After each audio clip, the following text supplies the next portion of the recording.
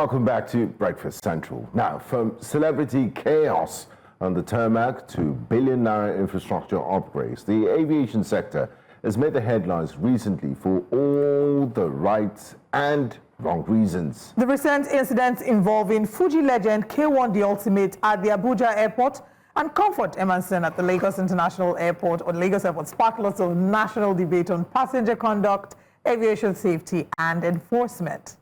Well, just about a week before, the federal government had announced a sweeping overhaul of Lagos Murtala Muhammed International Airport. A coincidence or just a wake-up call? Well, this morning on Breakfast Central, we are joined by publisher, CEO, Aviators Africa, Mr. Toni Ukachukwu, who joins us here. And not forgetting to also have aviation consultant who has worked with Bellevue as a crew instructor as well as a consultant for various aviation sector projects, Mr. Dennis Ejiogwu. They both are here with us live in the studio. Good morning, gentlemen. Welcome. Good morning. And thank you for being here with us. I feel so bad that last week when we didn't have the both of you and we're discussing this, I came dressed as an air hostess. I think don't have today for extra touch to the conversation. But this morning, you're no longer looking for any business within that line now. No. And yeah, now that they are here, alternative sources of income. Okay, I see what you're doing there. Planning. but welcome, gentlemen. I think the best place to start this conversation would be, I would have gone straight to the million-dollar question everyone is asking, that why did they say turn off your phone? Why do they say that on airplanes and all that? So maybe we should start with that, Olive. Yeah, absolutely. I mean, we should start with that. Let's talk about why it's such a big deal, because it has generated and sparked arguments. People would say that outside Nigeria, there's not a lot of pressure to turn off your mobile phone. And why do you have to turn it off when there's the airplane mode? What's the use of having the airplane mode if you can't use it? Thank you very much. So basically, there's not much of a problem with using phones on board the aircraft, because some people have argued some international airlines were allowed to use Wi-Fi and all that. But basically, there are critical phases of flight, for those that don't know, which is takeoff and landing. That is the most critical phase of flight. And during that time, with something we call sterile flight deck, you don't communicate with the flight deck at all, whether you're crew for any whatsoever reason. So it's at this point that there can be transmission issues if you have a lot of mobile phones that are switched on. So basically, airlines tell passengers to switch off phones just to be on the side of caution.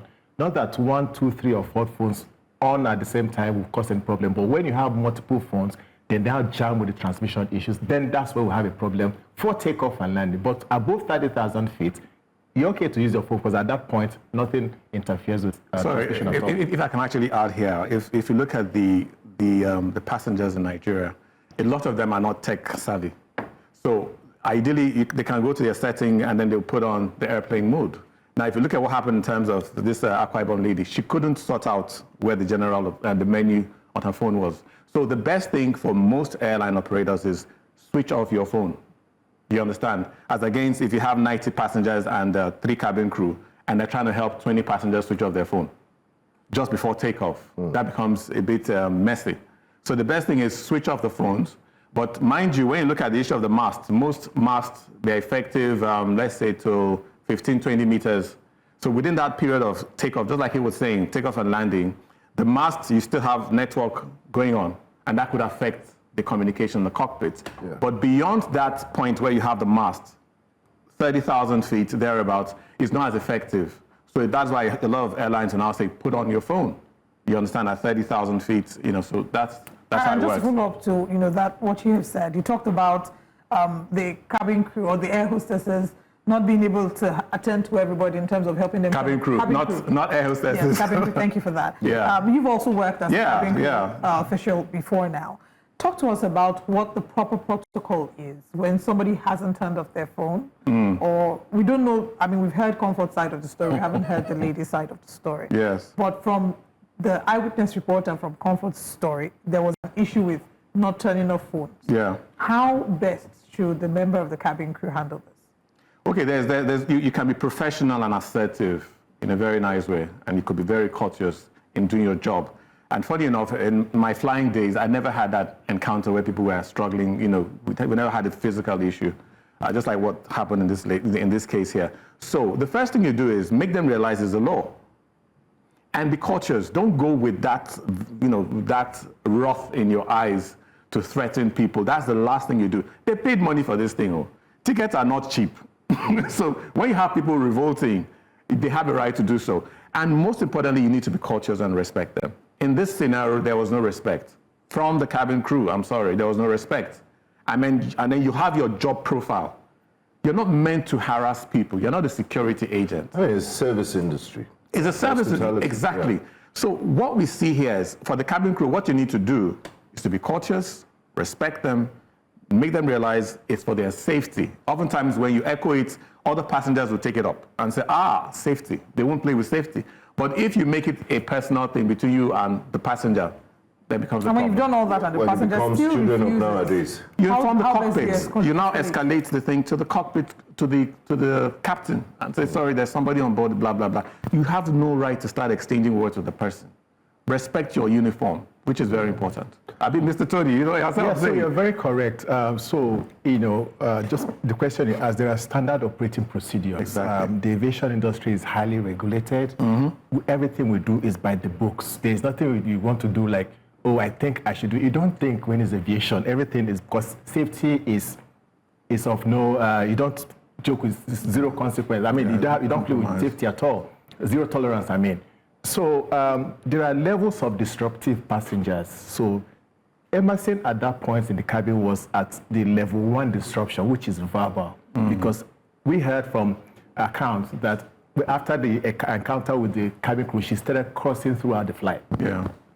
Now, cursing is verbal. It's something that the crew could have de-escalated. Yeah.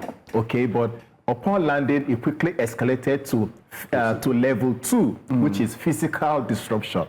Okay, we have other severe disruption, which is trying to get into the cockpit. That is like a hijack situation. Yeah. So, but level 1 disruption is something that any crew could handle. Just like Mr. Dennis has said, courtesy is is important in how you handle, the situation. And at the end of the day, it's a win-win for all. When we are talking about safety and security on board the aircraft, it's for the passengers, for the well-being of the passenger and the flight crew themselves. So we are all on the same side when it comes to safety. So someone telling you to switch off your phone is a no-brainer. You should just obey it. And let me add that passengers also don't know that once they purchase a ticket, you come into a contractual agreement with the airline.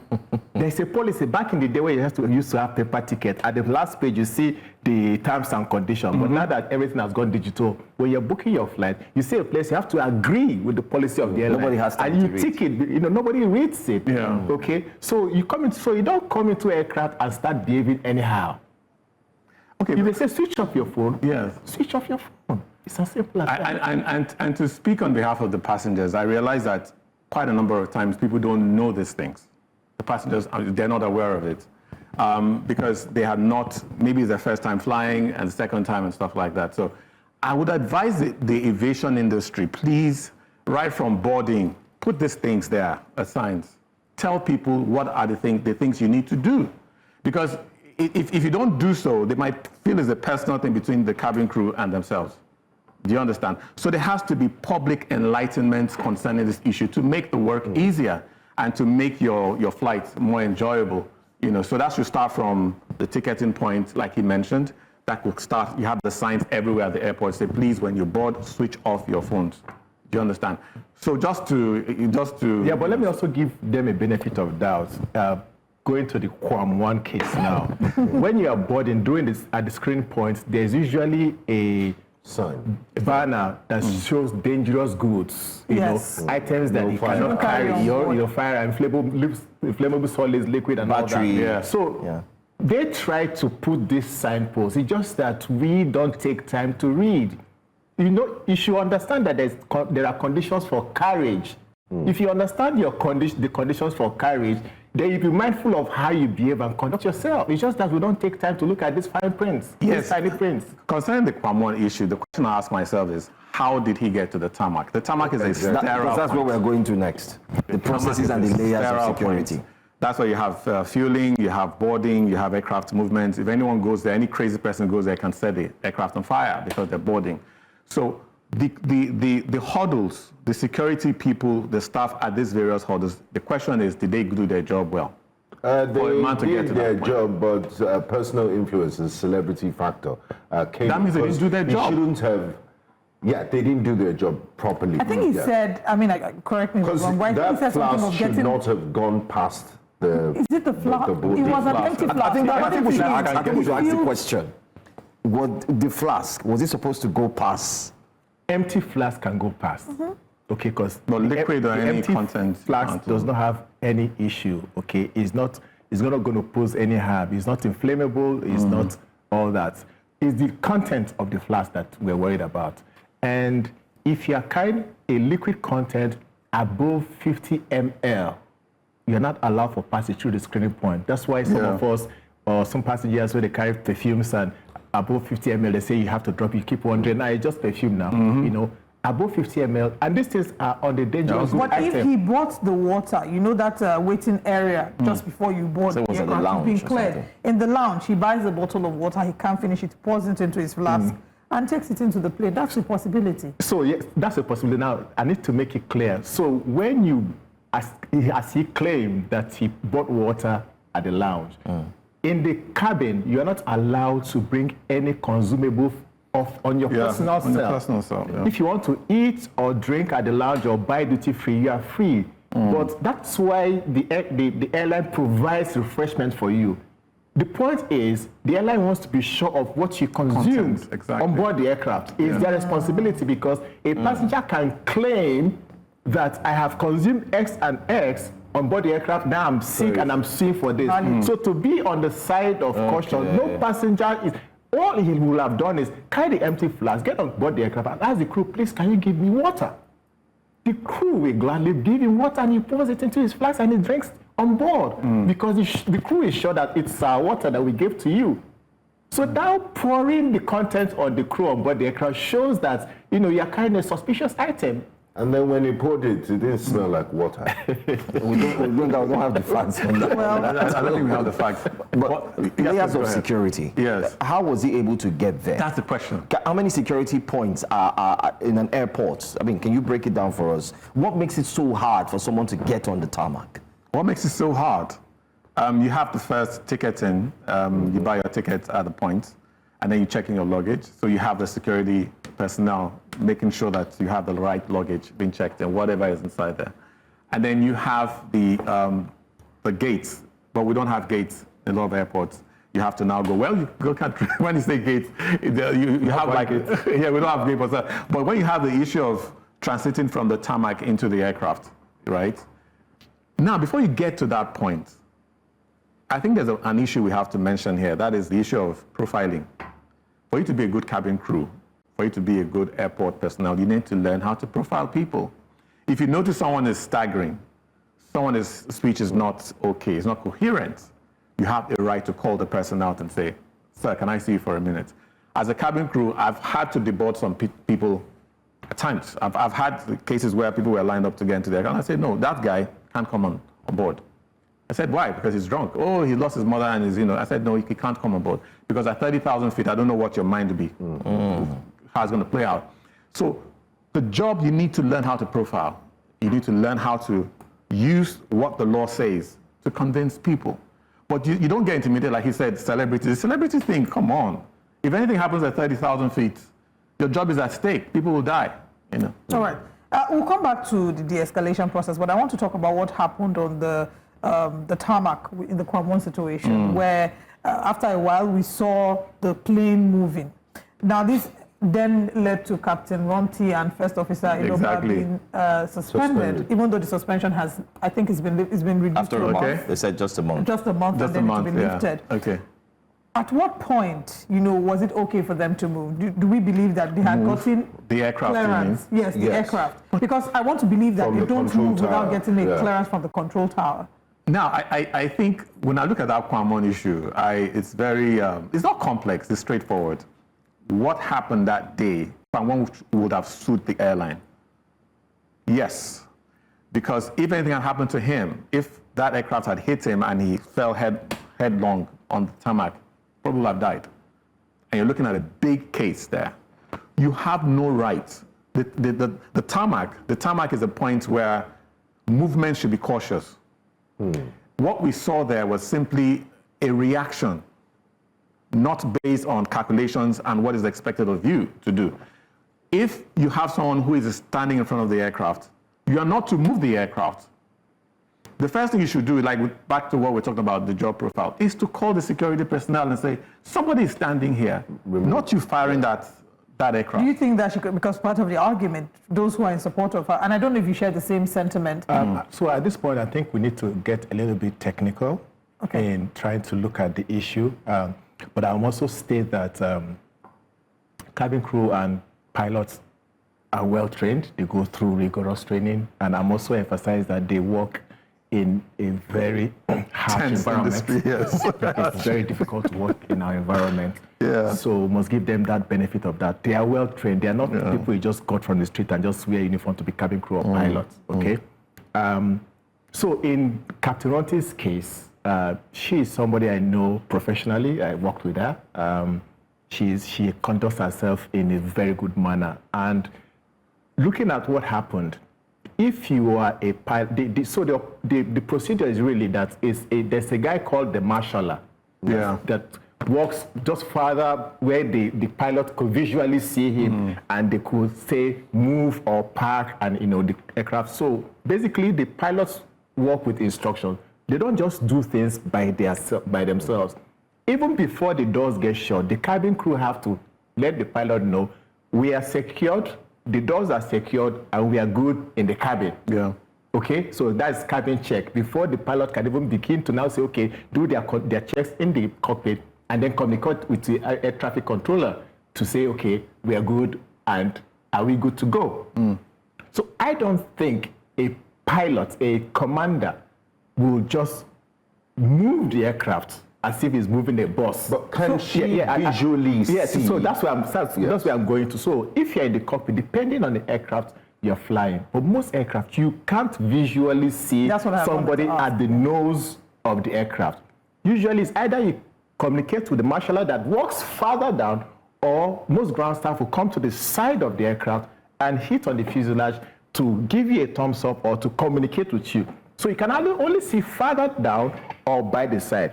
But somebody under the nose of the aircraft, the captain would not see, the flight deck would not see. But will the marshaller see the person at the nose of the Yes, so that's the missing point. Where was the marshaller? Who told Captain Ronti that it's okay for you to move the aircraft? Somebody must. So balls were dropped here and there, but we are yet to get there. And should someone have been physically extracted from that location? So he didn't listen to verbal. These questions are verbal instructions.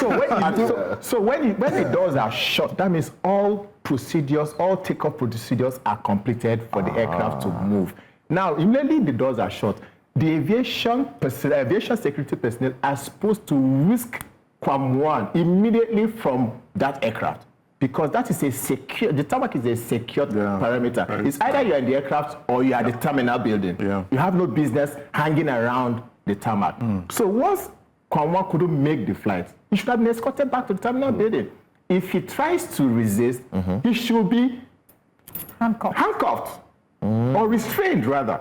Not handcuffed, so it's like restrained and taken to the terminal. So the aviation security personnel that we saw were begging. I saw them begging, begging Kwam-1 to leave. So it was a hijack situation, it was a terrorist attack situation, and it was a suicide attempt situation. And do you agree that it was a hijack situation? Okay, so we have cases where passengers coming with a lot of different, what do you call it now? There's a lot of emotional baggage. And as a crew and an airport worker, what you need to do is to have diplomacy. Very important. Now for Nigeria, we notice that people are a bit brash in how they do things. The airline I used to work for, it was a thing of pride to wear that uniform. And you're being able to achieve something without being excessive. That is the skill you need to acquire. Now, I'm not in support of whisking people and the rest. I never had that experience in how many years of flying as an instructor. Because at the airport. You know, there's a time I learned in Nigeria, sometimes when we have issues with people, they say it has to have a political solution. So I think in this case, it was politically resolved so that all parties, their nerves will be frayed. But if aviation is technical, we don't just do things. There are procedures to everything. So my own personal opinion was immediately the Kwam-1 issue happened, I think because as crew, we are rostered. I mean, I used to also be a cabin crew. Captain Rotti should have been de-rostered. First of all, remove her from active flying, because we need to ascertain her mental state and all that. Not suspending her license immediately, because remember, investigation, it was a developing story, so videos were still coming until the minister came with another portion of the video that would start to understand that it's not just him being by the wing. Yeah. Okay, it was also by the nose of. So things were developing. I think we should have waited to continue the investigation. On the Kwamon case, the aviation security dropped the ball. What was the procedure? From the screening points to open the aircraft, it was supposed to be taken away to wake somewhere called Tango City for questioning, and from there take his case, because everything is guided by, we are under the International Civil Aviation Organization laws, and Nigerian Civil Aviation is, upholding it here in our own region. So everything has procedure. Okay, so the minister petitioned IG, Inspector General of Police, and the Attorney General of the Federation, for Kwamon case. That he did his job to that point. Yeah. So if the government now decide, we should just, release Emmanson and let Kwamon go, reduce it to 1 month, that was their own result to think, having looked at from their own point of view all the issues and decide, let's move forward for this and make prisoners. But it could have taken another turn. In other crimes, Kwamon would be sitting cool in the prison for close between 1 to 2 years for that act of attempted hijack and terrorist attempt. For that case. And for Comfort Emmanson? And for Comfort Emmanson, so her case was assault. So just like we said, balls were dropped here and there. I question why the cabin crew should have held the door and stopping Emmanson from disembarking. Yeah, there are ways to do it. Again, if you're going through the standard operating procedures, if you see a troublesome passenger, the first thing you do as a cabin crew is notify the flight deck. Yeah, I have to passenger on state, this. So so that the flight deck will make an informed decision, either to turn back, disembark the passenger, or in flight, call aviation security with the destination they are going ahead, so that when the aircraft touches ground, even before the doors are open, aviation security is already waiting for Emmanson. Yeah. So all that drama will not have played out. Very true. Okay, so imagine that cabin crew blocking, now doing a supermoga. Emmanson could have used an oxygen bottle to hit her or push her down the stairs, and then we'll start talking about something else. You should have just allowed Emmanson to get down, and still, before Emmanson could get the tarmac, she could still be picked up. So I think she took matters in her, trying to, and I also think maybe perhaps the captain said, hold on, I'm pending when aviation security comes. I doubt that. I want to hope that the captain would know better. Yeah, but something has to make her want to stop her from disembarking. She used that initiative. Okay. And then filming her, making, like, stripping her naked, filming her, and ensuring that dragging her down the stairs. It's horrible. It's just disgraceful. I think it was now personal, and it be like a woman matter. Man, no people mountains. No, that one. What do you think? Because from what I see, the solution, like you said, the political solution, even by the Minister of Aviation and Aerospace Development, addresses some of the issues, but doesn't address majority of the issues. In and this it case, doesn't for even example, serve as a deterrent. Exactly. Somebody else could go and do it, and you expect me to be forgiven too. What lessons have we learned? We already had that incident. It was on another flight, and the passenger said, "What happened in the bomb air will happen in air." I think I heard about so that. When there are no consequences for action, things get out of hand. True. There must be consequences for action, and the due penalties meted out to the individuals involved. Simple. So if you let Joe get off the hooks, why won't they allow me get off the hooks? Exactly. Yes, I think we need to ask ourselves, what are they teaching them in their training, the cabin crew, the cockpit crew? What content are they assimilating? Are they told to be hostile? Are they told to be insecure? Do you understand? I don't think anybody teaches anybody to be hostile and insecure. To be personal. Let me use the word personal. So as a crew, the first thing you need to realize is that you should have a good self-esteem, whoever you approach. When you look at this Comfort case, obviously, like you said, there was a bit of issue between the two ladies. And the other video, she explained everything, that probably she was wondering why she was so hostile to her. You understand? She's a customer. She bought the ticket. You need to be courteous to me. So the training point, which is very important, a lot of operators, what are they teaching their crew? And then when we talk about the issue of the mental state of crew, both cockpit crew, cabin crew, and even the ground staff, what is the mental state? Because we don't want a case where someone on the line, I mean, somebody at 30,000 feet is thinking of how to pay their school fees and might make a horrible mistake. Or intentional mistake. That's why in aviation, you don't have anybody taking a unilateral decision, okay? In the cockpit, you have the pilot and the co-pilot. Yeah. In the cabin, you have like two or three cabin, depending on the aircraft you're flying. What I would have taught in this particular case, so for training, they are well trained, but I will emphasize on training and retraining. Yes. Very important. Yeah, So in the case of the purser, the head crew that was dealing with Emmanson on the aircraft, what I would have, because I mean, again, the job, we see all people from different walks of life, mannerism. You talked about profiling. A cabin crew is trained to, once you board the aircraft, you're boarding and you show your ticket, we have already profiled your personality, and if you see anything, which was what they noticed with Kwamon's flights. I said, you'd be like, something there, this, you know? So they were doing their job, they were visible, the situational awareness was there. What I would have expected from her was, as the exchange of word was happening with Emmanson, she should have stepped back and let another crew engage. That's the right thing to do. That will help you cool down and cool off. But she went on and she was going and then took that on board until they landed. So I think crew resource management, like I mentioned earlier, is something that should have played that. How you manage situations is very key, because we all have different personality traits, but the training must come forward beyond your personality. Maybe in response to that, one of the eyewitnesses had said that when it got heated, that she retreated to the cockpit and didn't return, or till the end of the flight. No, she went to her station because remember they were trying to take off. So once the security and safety checks have been done, she has to return to the forward of the aircraft, and the other crew returned to the back for prepare for takeoff. So she would have stayed there if they were not going to take off, but she left because, of course, she has duties to attend to.